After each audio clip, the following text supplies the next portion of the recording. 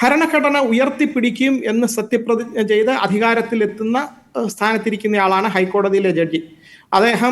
അദ്ദേഹത്തിൻ്റെ പ്രതിജ്ഞയുടെ ഭാഗമായിട്ട് ഞാൻ ഫിയറോ ഫേവറോ കൂടാതെ അഫെക്ഷൻ ഇൽവിൽ ഒന്നുമില്ലാതെ, അതായത് ആരോടും പ്രത്യേകമായിട്ടുള്ള മമതയോ പ്രത്യേകമായിട്ടുള്ള വിരോധമോ കൂടാതെ എൻ്റെ ഡ്യൂട്ടികൾ നിർവഹിക്കുമെന്ന് സത്യപ്രതിജ്ഞ ചെയ്തയാളാണ്. ശരി, അത് ലംഘിക്കുന്നവർക്ക് എന്താണ് ശിക്ഷ? അതെ, അതില് ഇംപീച്ച്മെന്റ് പ്രൊസീജിയർ മാത്രമാണ് അതിൽ ഒരു ശിക്ഷയുള്ളത്. ജസ്റ്റിസ് വി ആർ കൃഷ്ണയുടെ വാക്കുകളിൽ ഒന്നുകിൽ വധശിക്ഷ അല്ലെങ്കിൽ ഒരു ശിക്ഷയും ഇല്ല എന്ന് പറയുന്നത് പോലെ ദൗർഭാഗ്യവശാൽ ഇന്ത്യയിലെ ഭരണഘടനാ കോടതി, ഹൈക്കോടതിയിലോ സുപ്രീം കോടതിയിലോ ഇരിക്കുന്ന ഒരു ജഡ്ജി ഭരണഘടനാ ലംഘനം നടത്തി കഴിഞ്ഞു കഴിഞ്ഞാൽ അതിൽ പാർലമെന്റിൽ ഇംപീച്ച്മെന്റ് ചെയ്യുക എന്നുള്ള ഒരൊറ്റ പ്രൊസീജിയറേ ഉള്ളൂ. ആർട്ടിക്കിൾ 124(4) അനുസരിച്ച് ഇംപീച്ച്മെന്റ് മോഷൻ ഭരണഘടന വിഭാവനം ചെയ്തിരിക്കുന്നു. ജഡ്ജസ് എൻക്വയറി ആക്ട് എന്നുള്ള ഒരു നിയമം അനുസരിച്ചാണ് അത് പാർലമെന്റിന് ഇംപീച്ച് ചെയ്യാനുള്ള പ്രൊസീജിയർ പ്രിസ്ക്രൈബ് ചെയ്യാമെന്ന് പറയുന്നു. എൻക്വയറി ആക്ടിൽ പറയുന്നത് രാജ്യസഭയിലാണെങ്കിൽ 50 പേര്, ലോക്സഭയിലാണെങ്കിൽ 100 പേര് പ്രമേയത്തെ ഒപ്പിടണം. അതിനുശേഷം ആ സഭാനാഥൻ, രാജ്യസഭയിലെ വൈസ് പ്രസിഡന്റ്, ചെയർമാൻ, ലോക്സഭയിലാണെങ്കിൽ സ്പീക്കർ ആ മോഷൻ അഡ്മിറ്റ് ചെയ്യണം. ഇപ്പോൾ ഈ ഒരു സ്റ്റേജിൽ വൈസ് പ്രസിഡന്റ് അത് അഡ്മിറ്റ് ചെയ്തില്ലെങ്കിൽ അവിടെ തന്നെ അത് ഫലം കാണാതെ പോകുമെന്നുള്ളതാണ്. പക്ഷേ സുപ്രീം കോടതിക്ക് ഇക്കാര്യത്തിൽ ഒരു നിലപാടെടുക്കാമല്ലോ. സുപ്രീം കോടതി ഇപ്പോൾ അലഹബാദ് ഹൈക്കോടതിയോട് ഇതിലെ റിപ്പോർട്ട് ആവശ്യപ്പെട്ടിരിക്കുന്നു. അതിലപ്പുറം ഒരു തരത്തിലുള്ള പരാമർശമോ അല്ലെങ്കിൽ രൂക്ഷമായ ഒരു വിമർശനമെങ്കിലും കോടതിയുടെ ഭാഗത്തുനിന്നുണ്ടാകുമോ? എന്താണ് മനസ്സിലാക്കേണ്ടത്? സുപ്രീം കോടതിക്ക് ജുഡീഷ്യലായിട്ട് സൂപ്പർവിഷൻ ഉണ്ട്. ഹൈക്കോടതി പാസ്സാക്കുന്ന ഓർഡർ സെറ്റ് അസൈഡ് ചെയ്യാനും ക്വാഷ് ചെയ്യാനും അതിന് വിധി മാറ്റി എഴുതാനും ഒക്കെ ജുഡീഷ്യൽ ആയിട്ട് സുപ്രീമസി ഉണ്ട് സുപ്രീം കോടതിക്ക്. ഹൈക്കോടതി ഭരണഘടനയിൽ സുപ്രീം കോടതിയുടെ കീഴിലുള്ള ഒരു കോടതിയായിട്ടല്ല വിഭാവനം ചെയ്തിരിക്കുന്നത്. അഡ്മിനിസ്ട്രേറ്റീവ് കൺട്രോൾ ഇല്ല. പക്ഷേ സുപ്രീം കോടതിക്ക് ചെയ്യാൻ കഴിയുന്നത് ഇങ്ങനെയുള്ള സമാനമായിട്ടുള്ള സാഹചര്യങ്ങളിൽ ചെയ്തിരിക്കുന്നത് ചീഫ് ജസ്റ്റിസിൻ്റെ അടുത്ത് റിപ്പോർട്ട് ചെയ്തിട്ട് അതിന് സുപ്രീം കോടതിയുടെ വ്യക്തമായ അഭിപ്രായം രേഖപ്പെടുത്താം. ഹൈക്കോടതിയുടെ ചീഫ് ജസ്റ്റിസിന് ഈ സിറ്റിംഗ് ജഡ്ജിക്ക് ഒരു ജുഡീഷ്യൽ വർക്കും ചെയ്യാതെ, ഒരു വർക്കും അലോട്ട് ചെയ്യാതെ മാറ്റി നിർത്താൻ കഴിയും. ഇപ്പോൾ ചെയ്തിരിക്കുന്ന റോസ്റ്റർ മാറ്റി എന്നുള്ളതാണ്. പ്രധാനപ്പെട്ട ക്രിമിനൽ കേസുകൾ പരിഗണിച്ചുകൊണ്ടിരുന്ന അദ്ദേഹത്തെ അവിടെ നിന്ന് മാറ്റിയിട്ട് ഇപ്പോൾ സിവിൽ കേസുകൾ മാത്രം ഏൽപ്പിച്ചു കൊടുത്തുകൊണ്ടുള്ള ഒരു റോസ്റ്റർ മാറ്റം ഉണ്ടായെന്ന് കണ്ടു. പക്ഷെ അതുകൊണ്ടൊന്നും ആകുന്നില്ല. അത് കാരണം ഇവരുടെ മുമ്പിൽ വരുന്ന കേസുകൾ ഹിന്ദുക്കളും മുസ്ലിങ്ങളും ക്രിസ്ത്യാനികളും ഒക്കെ വരുന്നതാണ്. അദ്ദേഹത്തിന്റെ സ്പീച്ചിനെ പറ്റി വളരെ വിശദമായിട്ട് ചില മാധ്യമങ്ങൾ, ഇംഗ്ലീഷ് മാധ്യമങ്ങളിൽ വന്നിരുന്നു. ഉപയോഗിച്ച വാക്കുകൾ ഒരു സാധാരണ രാഷ്ട്രീയക്കാരൻ പോലും, ഏറ്റവും മോശമായിട്ട് സംസാരിക്കുന്ന രാഷ്ട്രീയക്കാർ പോലും പറയാത്ത വാക്കുകളാണ് ഹൈക്കോടതി ജഡ്ജി പറഞ്ഞതെന്നാണ് രാജ്യസഭയിൽ ഈ പ്രമേയം അവതരിപ്പിച്ച ശ്രീ കപിൽ സിബൽ പറഞ്ഞത്. കട്ട്മുള്ള മുതലായ വാക്കുകൾ. അതിന്റെ അർത്ഥം ഈ അഗ്രചർമ്മം മുറിക്കുന്നവരെ പറ്റി മോശമായിട്ടുള്ളൊരു പദമാണ്. ഇങ്ങനെയുള്ള പദങ്ങൾ ഉപയോഗിച്ച് അതൊരു വിദ്വേഷ പ്രസംഗം തന്നെയാണ്. ഈ പ്രസംഗം നടത്തിയിട്ട് ഒരു നിമിഷം പോലും ആ സ്ഥാനത്ത് കണ്ടിന്യൂ ചെയ്യാൻ യോഗ്യനല്ലാത്ത ഒരാളെ അവിടെ ഈ പ്രമേയം കൊണ്ടുവരുമ്പോൾ ഭരണത്തിലിരിക്കുന്നവർ എന്ത് സ്റ്റാൻഡ് എടുക്കും എന്നുള്ളത് വളരെ പ്രധാനമാണ്. ഇനി അദ്ദേഹം പറയുന്ന 2 കാര്യങ്ങളിൽ ഫാക്ച്വലി ഇൻകറക്റ്റ് ആണ്. ഞാൻ ഒരു കാര്യം പറയാം.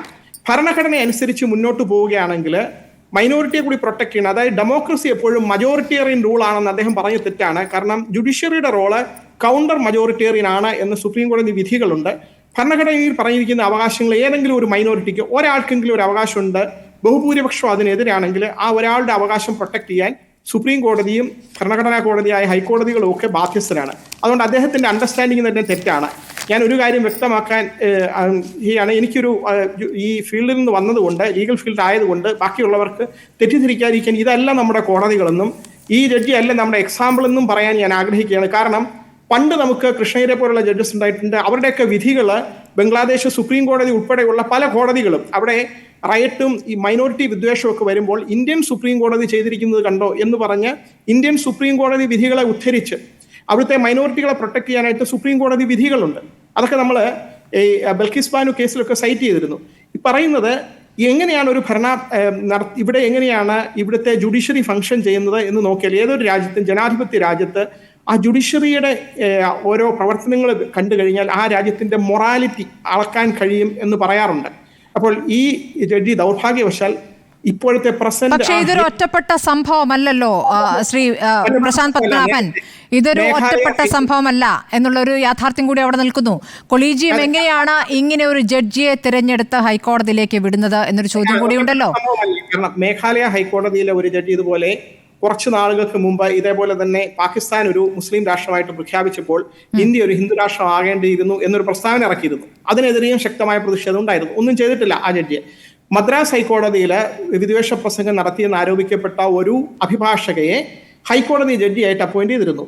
അപ്പം ഇങ്ങനെയുള്ള സംഭവങ്ങൾ ഉണ്ടാകുന്നുണ്ട്. ഇതൊക്കെ പണിഷ്മെന്റ് ഇല്ലാതെ പോകുന്നു, അതിനുള്ള ശക്തമായിട്ടുള്ള താക്കീതുകൾ ഇല്ലാതെ പോകുന്നു. കർണാടക ഹൈക്കോടതി ജഡ്ജിയും ഇതുപോലെ പറഞ്ഞു, പാകിസ്ഥാൻ പോലെയാണ് എന്ന് പറഞ്ഞു. മൈസൂരിൽ ഓട്ടോറിക്ഷയിൽ ആളുകളെ തെറ്റിദ്ധരിച്ചു കൊണ്ടുപോകുന്നു, അത് അവിടെ ഒരു പാകിസ്ഥാൻ പോലെയാണ്, അവിടെ ഒന്നും സാധ്യമല്ല, അതായത് അവിടെ നടപടികളൊന്നും സാധ്യമല്ല എന്നൊരു പരിഹാസം പറഞ്ഞു. പിന്നീട് സുപ്രീം കോടതി അത് ശ്രദ്ധിക്കുന്നു. സുപ്രീം കോടതി അതിനുശേഷം പറയുന്നു മേലാൽ അത് ആവർത്തിക്കരുത് എന്ന് പറയുന്നു. അവിടെ തീരുകയാണ് ആ കാര്യം.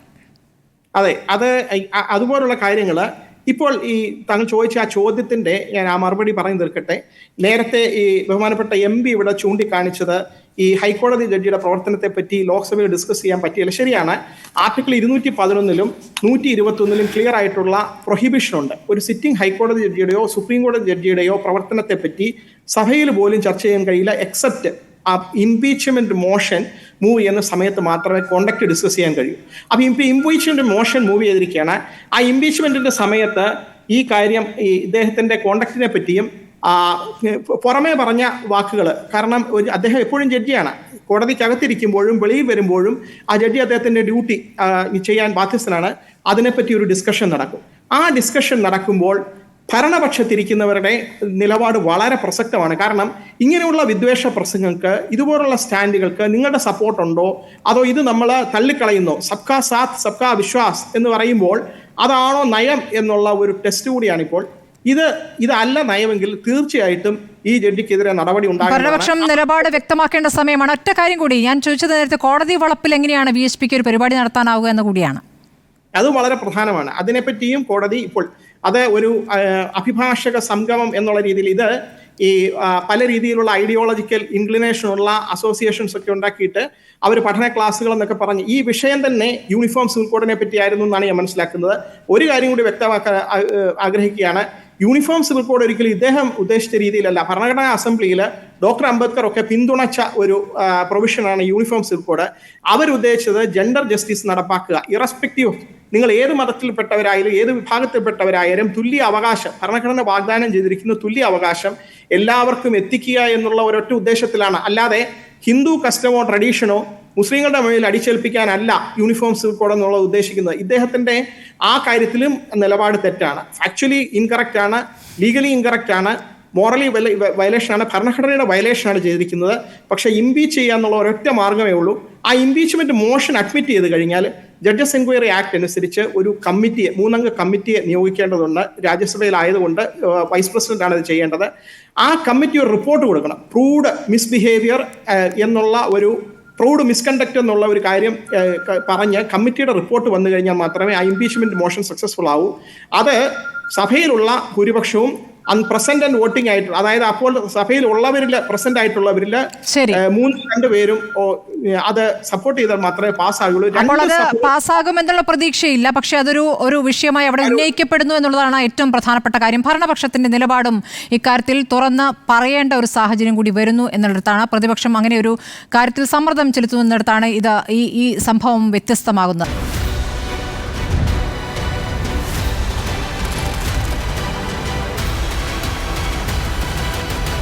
ഡിബേറ്റ് വിത്ത് സ്മൃതി പരുത്തിക്കാട്.